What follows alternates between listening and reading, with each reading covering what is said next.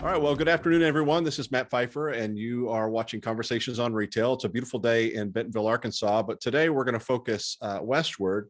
My guest today is Jeremy Smith, the founder and CEO of LaunchPad. Jeremy, how are you? I'm great. Thank you.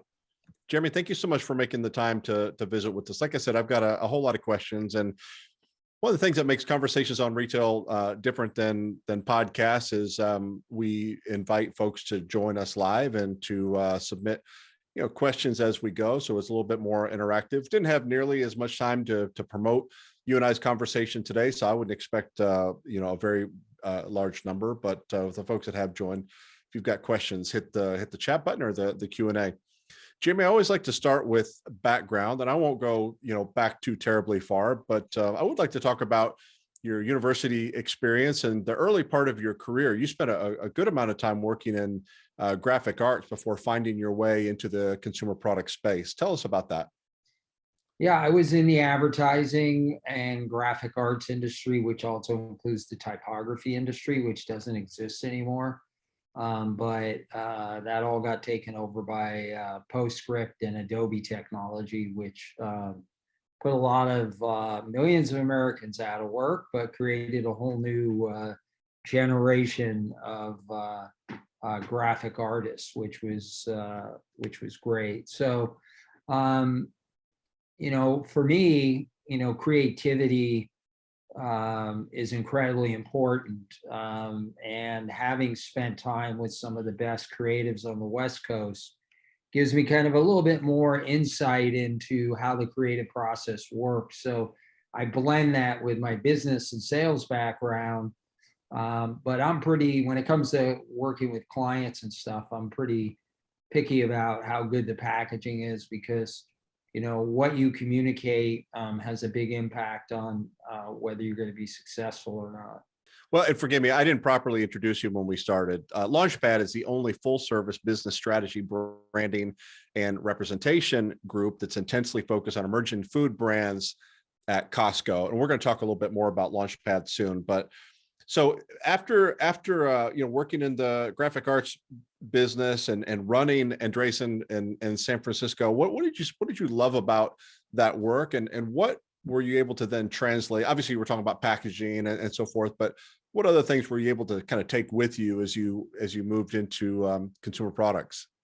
Well, one of the things I loved about it was the opportunity to meet and spend time with some of the best designers and art directors and creative directors in the US. And I think what's unique about designers and art directors is they have a very different and unique perspective of how projects should work. And you could go to 50 different design firms and they all have different workflows.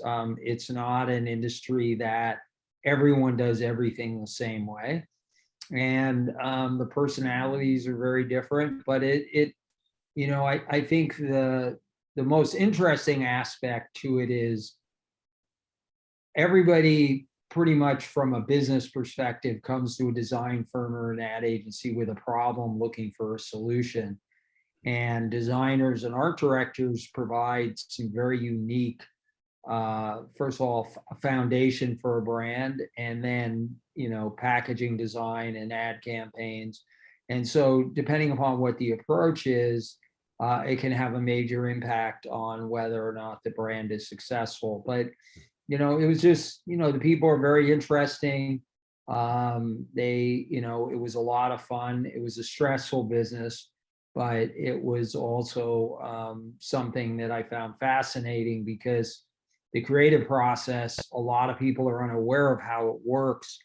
And as I said, each creative director has their own unique way of approaching projects, but it's still fascinating how things come together and how they're mapped out, and then finally the result of the end product. And it's an important part of the process. I think the thing that made Steve Jobs so successful and why I admired him so much is he was the rare CEO that understood creativity. And Apple has been successful because they're one of the few companies that could broaden themselves to not just look at a business as a business or a brand as a brand, but to actually integrate creativity within their messaging. And that was very important to them. And there's very few companies that are like that, because most CEOs, if you go to business school, there's no, you don't spend any time on the creative process. It's all economics, and that can be a little dry.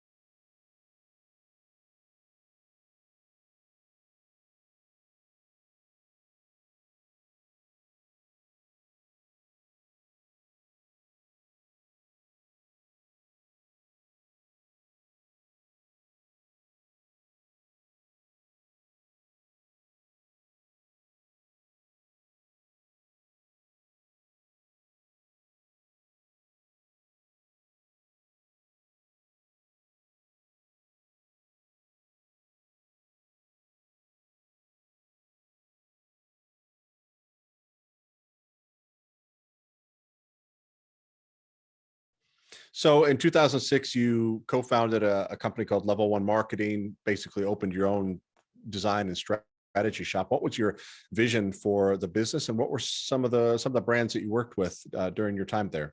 Yeah, that firm actually was primarily started out as a brokerage firm, and then later we started partnering with designers and brought them in because so many clients came to us on the emerging food brand side, and they really needed help with their branding.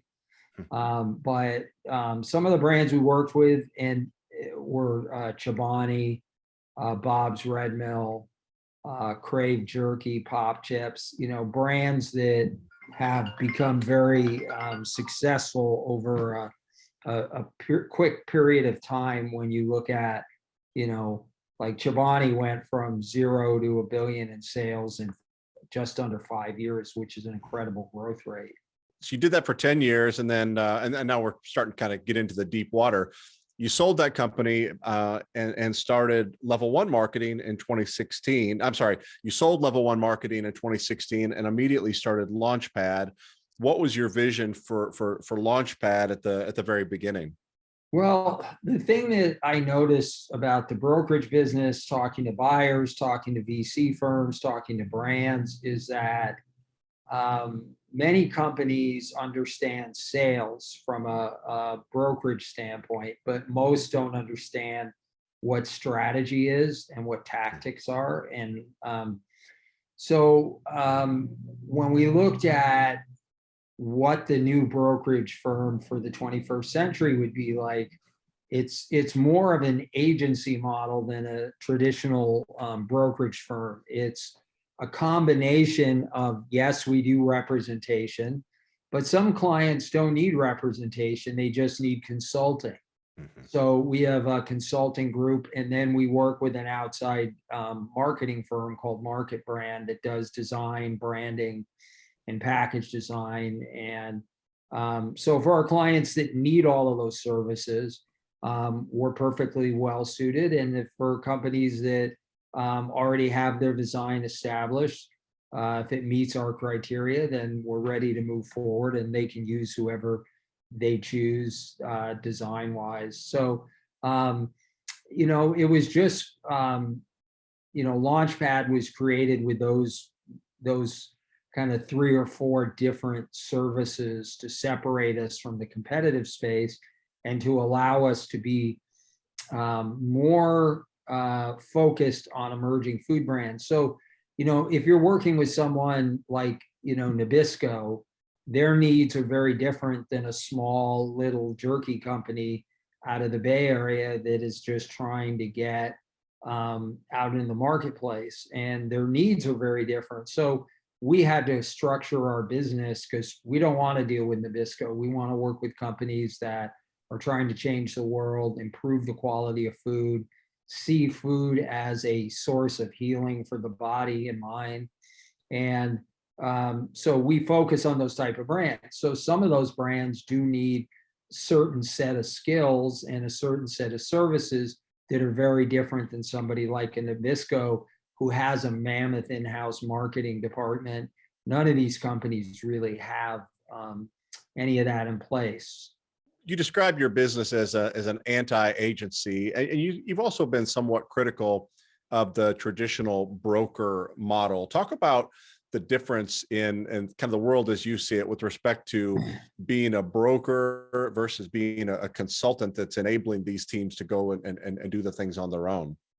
Well, I think the problem with the broker network is if you look at the food industry and compare how both large CPGs and emerging food brands have rapidly changed over the last 20 years, it's incredible as to how quickly they can get products to market and adapt to changes in the marketplace. And the advent of low interest, easy capital, good investors that help fund these companies. So for brokerage firms, they really haven't evolved. They've mostly been sales organizations. As I said at the beginning, they don't really focus on strategy. To them, strategy is, program support. That's not strategy. That's just, that's really more marketing. And so what we're trying to do is to say that there's a better way to do this, and it will be more beneficial to work the way that we work with brands, and it's beneficial to the buyers because the buyers don't have to put up with the bullshit of a salesperson who goes into a meeting and doesn't listen, and all they do is talk. They don't listen at all. They don't know their products that well because they represent too many lines. We don't represent more than 10 brands. So we're really focused on the brands that we work with. We don't want to be a major, large firm. We just want to be the best at what we do, and we keep our client list short. So when you say that you're working with emerging food brands, is it across all food, fresh and packaged, or is it primarily in packaged? It's a little bit of both. It depends on the brand. One of the things we learned over the years is there's no shortage of new ideas and great ideas. There's a shortage of good management and the ability to execute among food brands because there's so many coming out. 85 or 90% of them will fail, or they'll fail to get beyond 5 or 6 million in sales. And so for us, instead of getting excited about the product, we really want to understand the management team and make sure they're prepared and have the ability to execute on the strategy, because otherwise what happens is you're just spinning your wheels working with people that mean well but don't have the experience or the ability to deliver for the retailers in a fast way. For example, they don't have a strong supply chain, and as we know today, there's a lot of supply chain issues. The best breed of companies have great supply chains, and while there may be some impact because the supply chain issues are so widely spread, it's not the same impact on someone that has a strong supply chain. Like US-based companies that don't go overseas have a much better supply chain here in the US than the companies that are stretched out across the globe. Had one of the attendees submit a question about hot categories that you see emerging, but I want to save that until the end. Sure. I've heard you talk about how Costco, and I know this to some extent, but I'd really love to hear from your perspective. Costco is a very different animal. They're very different culturally. Talk about some of the differences and where you have seen brands tend to fail preparation for Costco is very different. What happens is most brands will take their Kroger's or their Whole Foods presentation and just adapt it, and reformat it for Costco with the large club pack sizes. And that's not a good idea. And that's where they get into trouble, is that Costco buyers are much more, I would say, much more of an operational sell, because to them, they're in a very low margin business, as to where Kroger's is in a higher margin business with gigantic markups and slotting fees. Costco eliminates all of that. And so it really comes down to what is the most efficient way to present the product on a pallet. And you also have to be able to sell. Everyone believes that their product, if it sells well at Whole Foods or at Kroger's, that it's going to do well at Costco. And that's just not true, because some items like kale chips, which were very successful at Whole Foods, I kind of use this analogy of, in the snack category, if it won't work for the Super Bowl, it won't work at Costco. Meaning that if you have a 22-ounce bag of kale chips, will all your buddies come over and hang out and be really excited about eating kale chips while they watch the Super Bowl? Odds are no. And so you have to think of your product and how it will work at Costco versus your previous thoughts of how it works at Whole Foods. And second, the other issue is that Costco is not just, they don't have just the specialty and natural customer, consumer, or Whole Foods. They have also more traditional retailers like Safeway and Kroger's. So in order to be successful, you've got to capture both of those consumers and do so at a rate that will allow you to sell at a high enough volume so that you're able to meet the high thresholds that Costco has for sales. I know you do a lot of advising with companies through LaunchPad, of course, but also through Circle Up, which is an organization I've admired for a very long time. Talk a little bit about the democratization of consumer product innovation, and what do some of these startups have in common? What do they look like today? Well, I think, most of the good ones, what they have in common are, systems and practices that allow them to execute. There's not a lot of those. That's the smallest part of the market. Most of them are, shoot from the hip. Let's go out and see what we can do, and let's get the consumer excited about what we do. So there's a big difference between those two areas, and unfortunately, the shoot from the hip founder with no experience is a larger, not necessarily revenue wise, but as brands looking for representation, they're a larger part of the market. So you have to be careful with those type of brands, because again, there's a low ceiling there if they're not able to, as I said earlier, build the supply chains, and also understand that you've got to be able to get, since Costco is such a low margin business, you've got to be able to deal with those margins. And for smaller companies, Costco is not a great place to go to right away, because most companies at that point, the last thing you want to do as a young company coming up is to take a high margin business, make Costco a significant portion of that business, and then be stuck with a mostly larger, low margin business, which hurts your overall profitability. But most brokers don't talk about profitability because of the way the industry works and how brokers get paid. It's mostly a commission-based thing. And so what happens is the brokers don't care about profitability. We care that our clients make money. You're not going to make the margins that you make on Kroger's business, but you'll have a higher volume. But you still have to, make sure that you can be profitable at the lower margins. Otherwise, it's not worth going after Costco, no matter how large the volume is. Obviously, brick and mortar retail is going to continue to be very important, but I've heard you talk about, $10 million food brands hiding out at farmers markets. And I'm just wondering to what extent doing business with major retailers becomes less important as these brands are able to reach the consumers in so many other ways. Well, I think the issue here, and I think people have underestimated the power of the brick and mortar. Um, what they miss is that a brick going into the grocery store is generally a social event.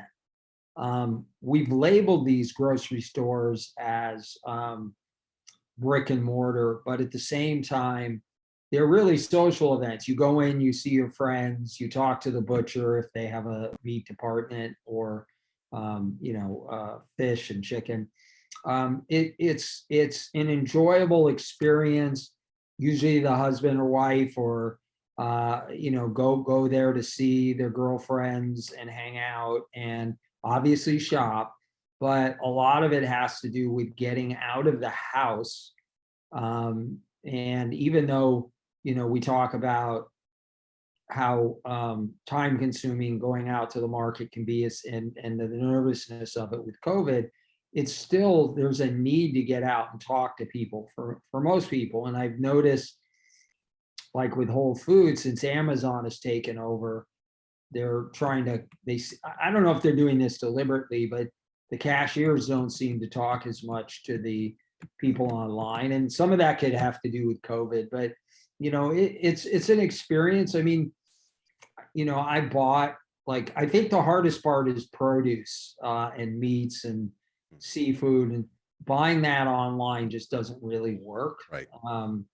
And so if you're already going to have to go into the supermarket to buy a lot of these things, then why not just buy everything there? So, I think there is a natural balance or opportunity, depending upon how you look at it, for grocery stores to hold on to their brick and mortar business and build off of that. And then, between Instacart, which is kind of the hybrid, they go in and do the shopping for us. I think that those models will sort themselves out over time. People forget that this isn't the first crack at this. During the the .com era, there were a lot of quick, 2-hour, 4-hour grocery delivery services, and hundreds of millions of dollars were put behind these companies, and they all failed. And so I think where e-com excels is with more dry grocery, snack items, new discovery, and it can be a way to shop for certain items that fit certain criteria. But day in and day out, once we get through most of the COVID mess, I think you'll see a massive return to the grocery stores.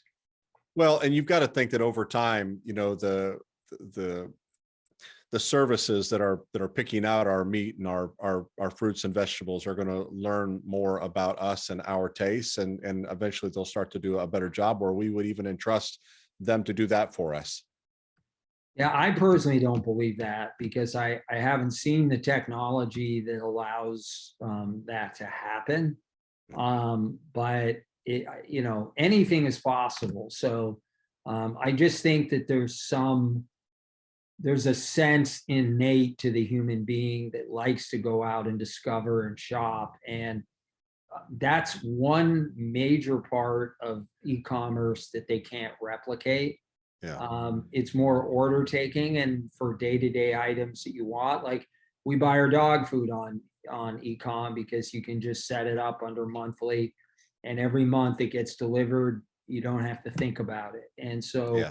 but It just seems like, yeah, go it ahead. just seems like if I scan enough bananas at the checkout, eventually, Walmart or whoever else is going to figure out how I like my bananas. You know what I mean? I know what you mean, and I know that's how they're thinking, but I still have to go see my bananas, you know? Yeah. I Yeah. I like them, you know, I don't think the technology is there to know that I bought green bananas because I'm not ready to eat. You know, I have enough at home, but I want to get some more for my smoothies.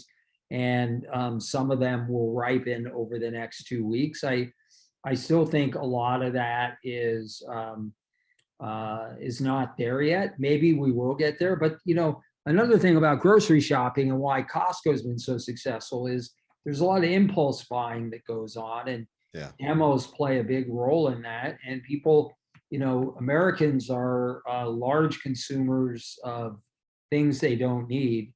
And if you have an e-commerce site, I don't know that people click and buy those items the same way they do when you go in and the product is demoed and you're smelling the food Yeah. and you're getting excited about it, you're seeing a new product. I don't think you have any of that type of excitement online. And I think both worlds will coexist, but I still think brick and mortar will be around for a very long time.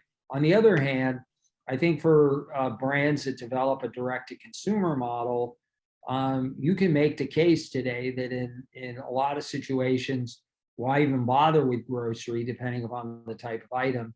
There's no slotting fees in Amazon or Box or any of the e-com sites. Why deal with all the distributors? Cut them out. And I think Yeah. we're going to see over the next few years a revolution in distribution. And I think that's going to become the biggest change that happens. I think Amazon is going to become one of the largest distributors for food in the United States. I want to bring it back to strategy just for a second, because one of the Sure. things you talked about is how, with respect to getting on the shelf and staying on the shelf, a lot of companies would go all in on the retailer relationship, but you would argue that winning over the consumer is actually more important. Talk about that. Yeah, to me, people brands overemphasize their relationships with the buyers, and then when they get cut from the retailer, they're shocked. Once it's on the shelf, your success is totally in the hands of the consumer. If you have no relationship with the consumer, you're in big trouble. And consumers decide whether you're a disruptive brand. Brands think they decide if they're the disruptor. That's not true.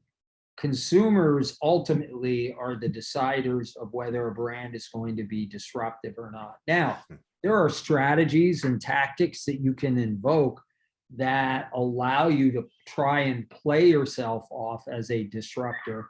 But somebody that goes from 0 to $1 billion in sales like Chobani and massively disrupted the yogurt category, we haven't seen anybody else like that in any other category, really.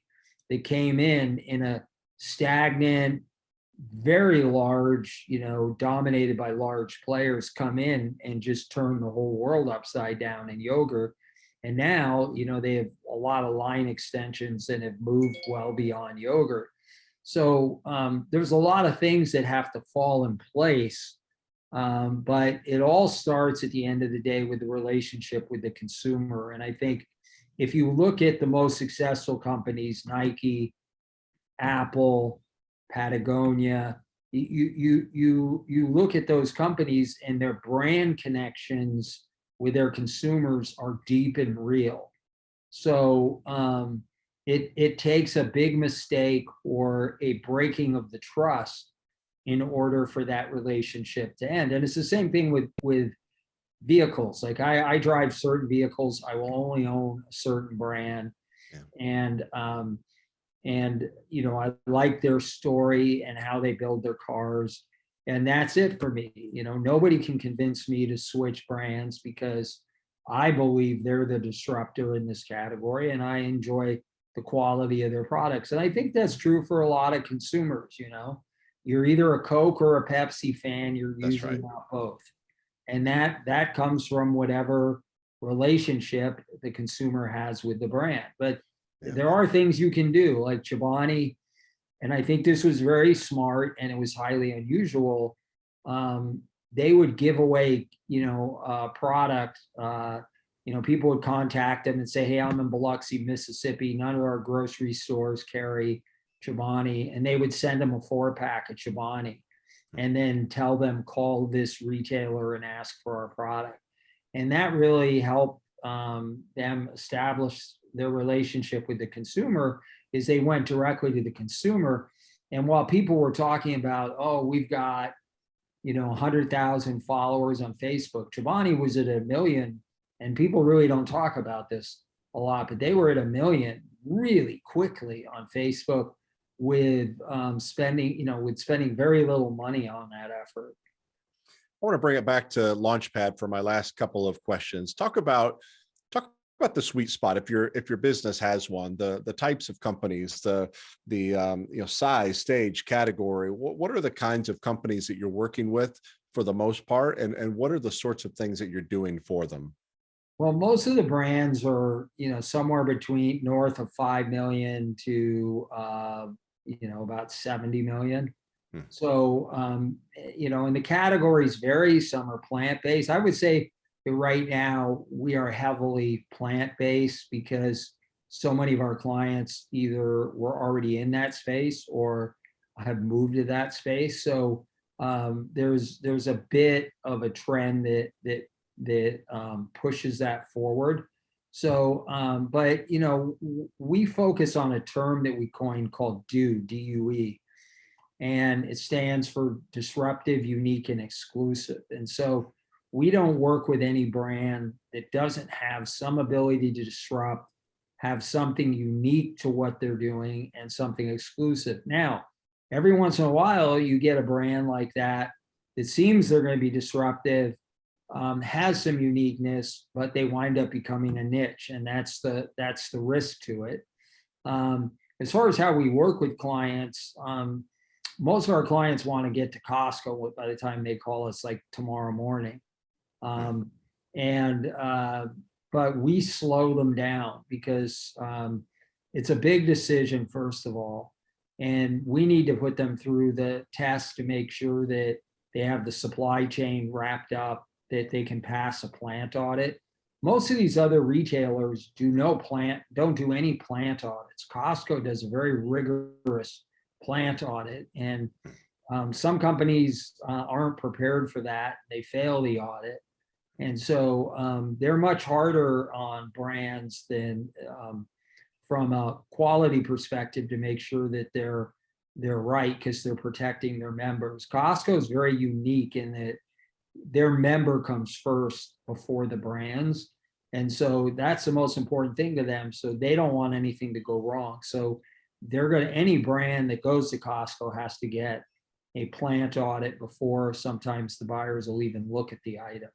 Yeah. So we have to go, so you can see just from the little bit I'm mentioning, there's a lot of hoops you have to go through and processes that have to be in place in order for you to go to Costco.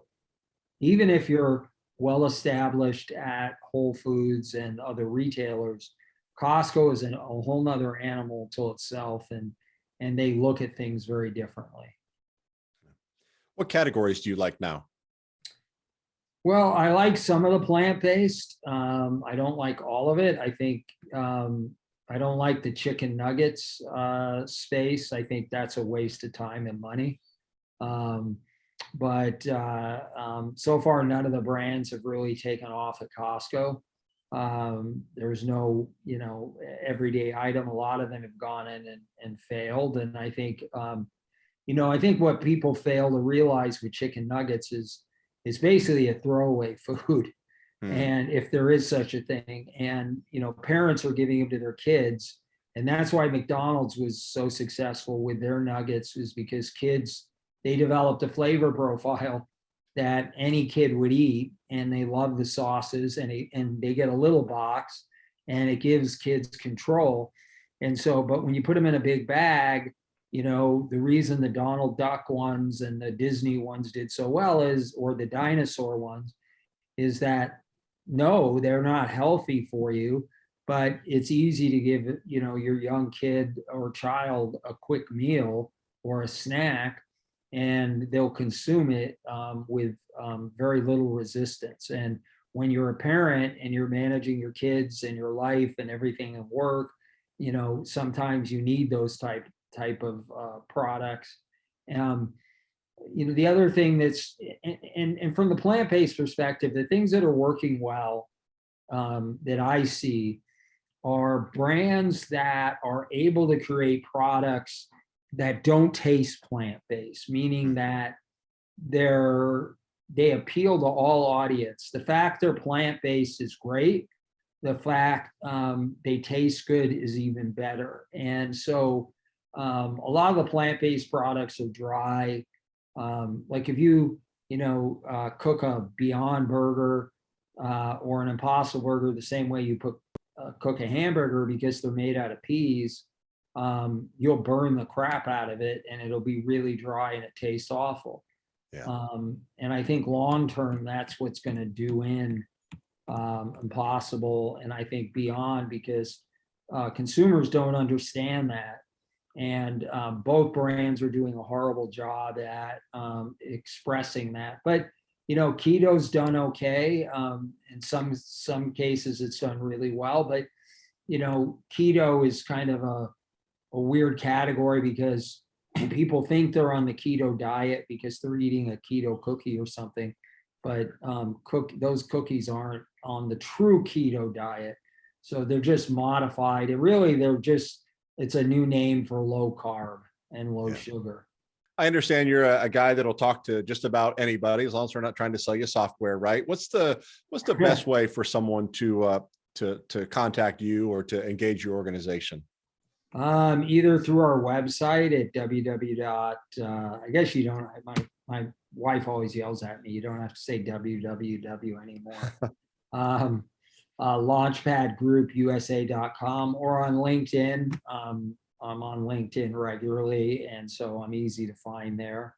But through our website, it's pretty quick, and our phone number's on there. So I'll always talk to anybody. So don't feel like if you're not ready to go to Costco, I won't talk to you. That's not true. I will talk to you and tell you that I don't think you're ready, but I can still give you advice and get you to at least begin to prepare for the next year, so that when you are ready, you've gone through and understand the basic steps of what you need to do.